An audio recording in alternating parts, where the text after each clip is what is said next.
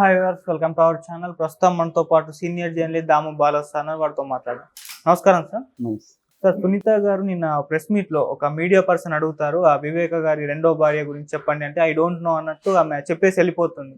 అయితే ఈ కాంటెస్ట్ లో ఒక వీడియో బయటకు వచ్చింది సార్, వివేక గారికి సంబంధించి. అందులో ఆయన తన రెండో భార్య అబ్బాయితో కలిసి ఆడుకుంటున్న వీడియో.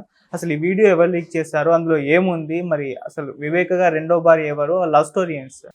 వివేకానందరెడ్డి రెండో భార్య షమీం ఆమె పేరు. వాళ్ళ కొడుకు పేరేమో షహన్ షా. సో వీళ్ళిద్దరి గురించి మనం చెప్పుకున్నాం. ఒకసారి ఈ కాంటెక్స్లో ప్రజెంట్ ఏం జరుగుతుంది, అట్లాగే వీళ్ళిద్దరి మధ్య అసలు ఎలా పరిచయం ఏర్పడింది అనేది మాట్లాడదాం. సో యాక్చువల్గా ఏంటంటే ఇది వివేకానందరెడ్డి హత్య అనేది 2019లో జరిగింది, మార్చి 15. దాని తర్వాత ఆ ఎన్నికల్లో దాన్ని జగన్ ఉపయోగించుకున్నాడు పొలిటికల్గా. దాంట్లో ఫస్ట్ జగన్ ఫస్ట్ తెలుగుదేశం ఒక సిట్ వేసింది. తర్వాత జగన్ అధికారంలోకి వచ్చిన జగన్ ఒక సిట్ వేశాడు. చాలామంది వాంగ్మూలాలు అరెస్టులు అయినాయి.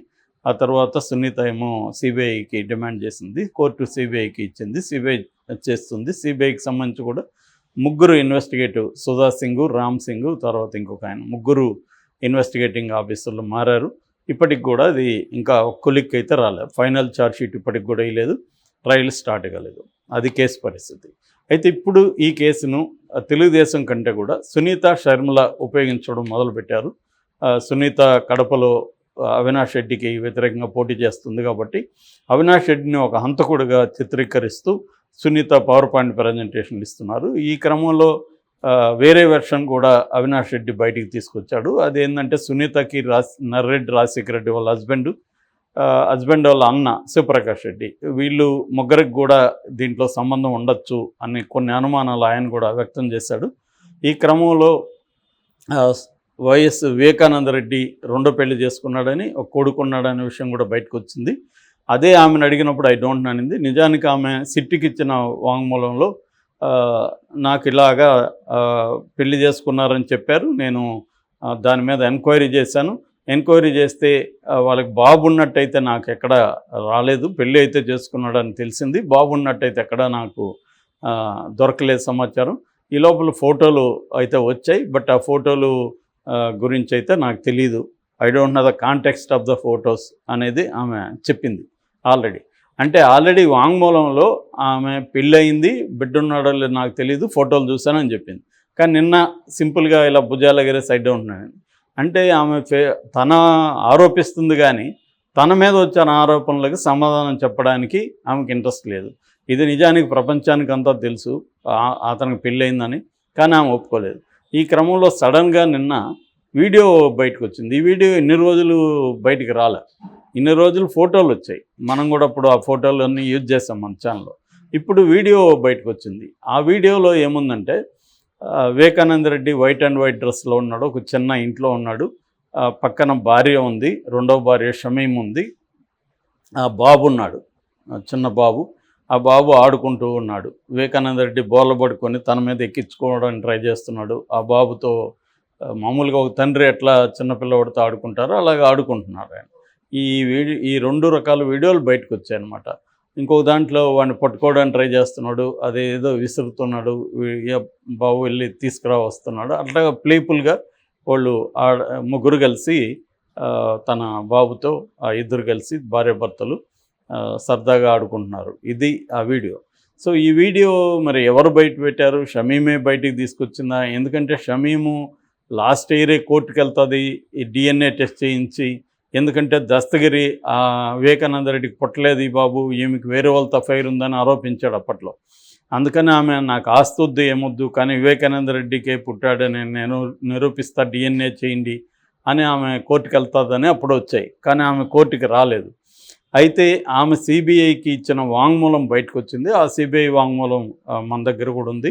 ఆ వాంగ్మూలం మొత్తం చదివాను నేను. అందులో ఆమె డీటెయిల్గా తనకి ఎలా పరిచయం అయ్యాడు ఏంటి మొత్తం కూడా డీటెయిల్గా వివరించింది. ఆమె చెప్పింది ఏంటంటే వీళ్ళది పులివెందుల, వీళ్ళ అక్క పేరు గౌజియా బేగం. సో వీళ్ళిద్దరూ కలిసి చెన్నైలో 2005లో బయోటెక్నాలజీ అండ్ ఇన్ఫర్మేషన్ టెక్నాలజీలో కోర్స్ చేశారు. దాని తర్వాత హైదరాబాద్ వచ్చారు. హైదరాబాద్లో ఒక పీజీ హాస్టల్లో ఉండి ఉద్యోగ వేటలో ఉన్నారు. ఇద్దరు కలిసి డాక్టర్ రెడ్డిస్ ల్యాబొరేటరీకి వెళ్ళారు జాబ్ కోసం. అక్కడ వాళ్ళు మీకు జాబ్ ఇవ్వాలంటే రికమెండేషన్ లెటర్ కావాలన్నారు. వాళ్ళకి ఇక్కడ ఎవరు హైదరాబాద్లో తెలియదు. ఈ గౌజియాకి హస్బెండ్ ఉన్నాడు, షేక్ బాషా సాహిబ్ అంటారు ఆయన్ని. కొద్దిగా ఆయన రెస్పెక్ట్ఫుల్ గై అనమాట ఆ ఏరియాలో, పులివెందుల ఏరియాలో. సో ఆయనకి ఫోన్ చేసింది గౌజియా. ఫోన్ చేసి ఇలాగా మాకు ఎవరైనా దగ్గర రికమెండేషన్ లెటర్ తీసి ఇవ్వంటే, ఆయనకి వివేకానంద రెడ్డి తెలుసు అక్కడ.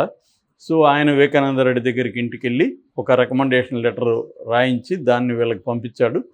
ఈ లోపల వివేకానంద రెడ్డి గౌజియా ఫోన్ నెంబర్ తీసుకొని భాషతో ఉన్న సాన్నిహిత్యంతో నేను ఒకసారి మాట్లాడతాను వాళ్ళని, వాళ్ళు ఏమన్నా అక్కడ ఏమన్నా ఇబ్బంది పెట్టినా నేను ఫాలోఅప్ చేస్తానని చెప్పి ఆయన గౌజియాకు ఫోన్ చేశాడు. గౌజియాకు ఫోన్ చేసి ఇచ్చారు ఆ లెటరు అది అంటే, ఇప్పుడే వెళ్తున్నాం అంటే, నేను కూడా హైదరాబాద్లో ఉన్నాను, మీరు ఎక్కడున్నారు చెప్పండి అంటే, ఇట్లా రెడ్డి ఫౌండేషన్ దగ్గర, రెడ్డి ల్యాబ్స్ దగ్గరికి రండి, మేము అక్కడికి వెళ్తున్నాం అంటే, మీరు అక్కడే ఉన్నా నేను వస్తాను, మీరు లోపలికి వెళ్ళకండి, బయట కూర్చొని ఉండండి అక్కడ అని చెప్తే, తర్వాత ఈయన అప్పటికి ఎంపీ ఈయన గన్మెన్ వెళ్ళాడు. వెళితే వాళ్ళిద్దరూ పరిచయం అయ్యారు ఈయనకి, గౌజియా అండ్ షమీమ్. సో ఈయన ఇవ్వండి నేను మాట్లాడతాను అది తీసుకెళ్ళి లోపలికి వెళ్ళి మాట్లాడి, ఈమెకి మాత్రం షమీమ్కి జాబ్ వచ్చింది, ఈమెకి రాలేదు. ఎందుకంటే ఈమెకి క్వాలిఫికేషన్ ఏదో సూట్ కాలేదు. షమీమ్కి అయితే జాబ్ వచ్చింది. నీకు జాబ్ వచ్చిందని ఆర్డర్ కూడా ఇచ్చేశాడు. వాళ్ళిద్దరు షాక్ అయ్యారు. ఎందుకంటే వాళ్ళకి ఈమెకి జాబ్ వస్తుందో తెలియదు, ఈయన ఏం చేశాడు ఇంత ఇదిగా అనేసి. వీళ్ళు వెళ్ళి మాట్లాడేసి వచ్చే లోపల ఆయన బయట సిగరెట్ తాగుతున్నాడు.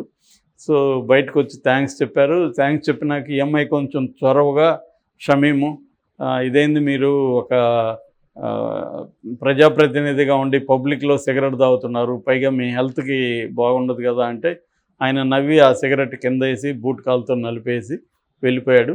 అప్పటి నుంచి ఆయన అప్పుడప్పుడు వాళ్ళ అక్క ఫోన్ నెంబర్కి చేసి ఈమెతో మాట్లాడేవాడు సరదాగా. అయితే ఈమె జాబ్లో చేరలేదు. ఎందుకంటే ఒక జాబ్లో చేరదాం అనుకున్న, రేపు చేరదాం అనుకుంటే ఈరోజు నైటు అర్ధరాత్రి వాళ్ళ అక్క లేచి ఏడుస్తుంది.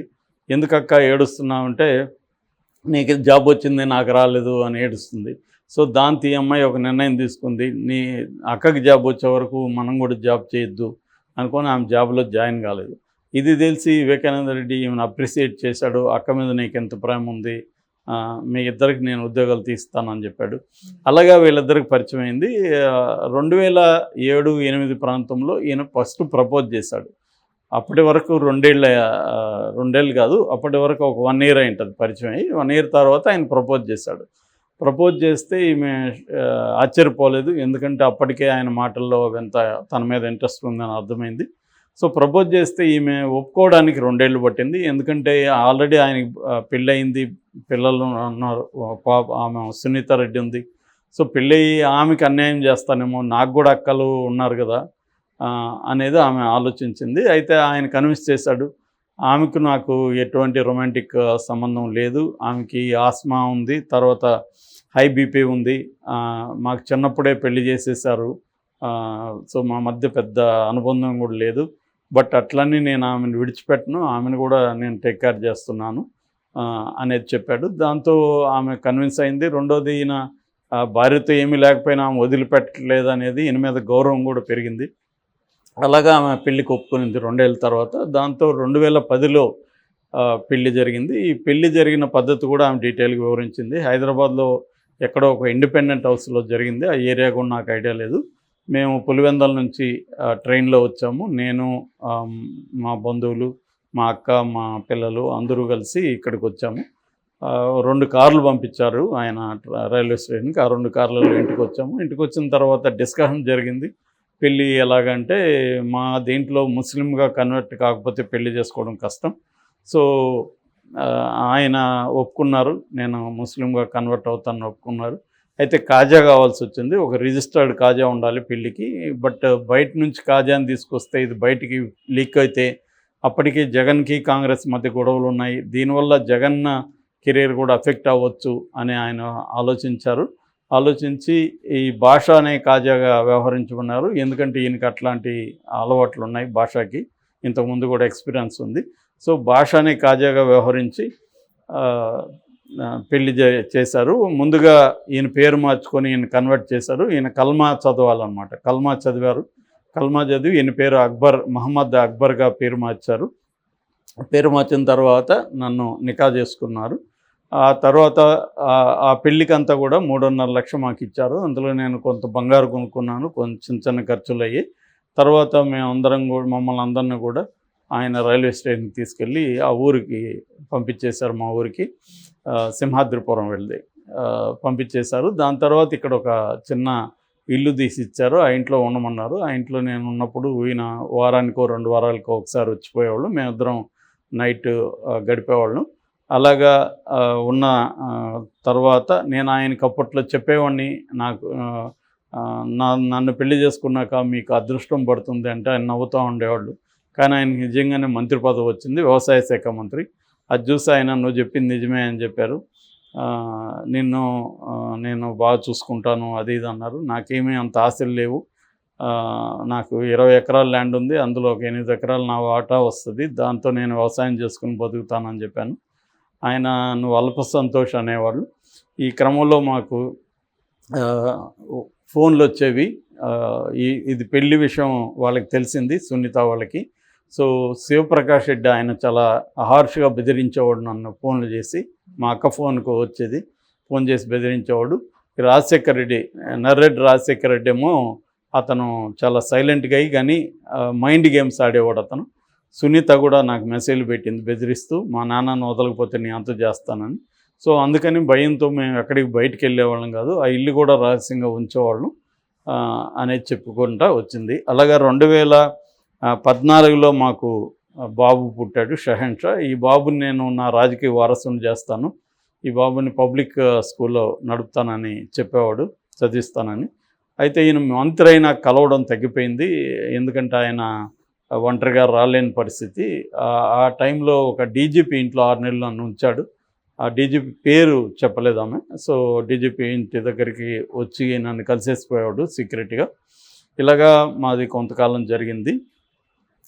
అయితే ఈ బెదిరింపులకి దీనికి నేను భయపడలేదు, ధైర్యంగానే ఉన్నాను. ఆయన కూడా చెప్పాడు.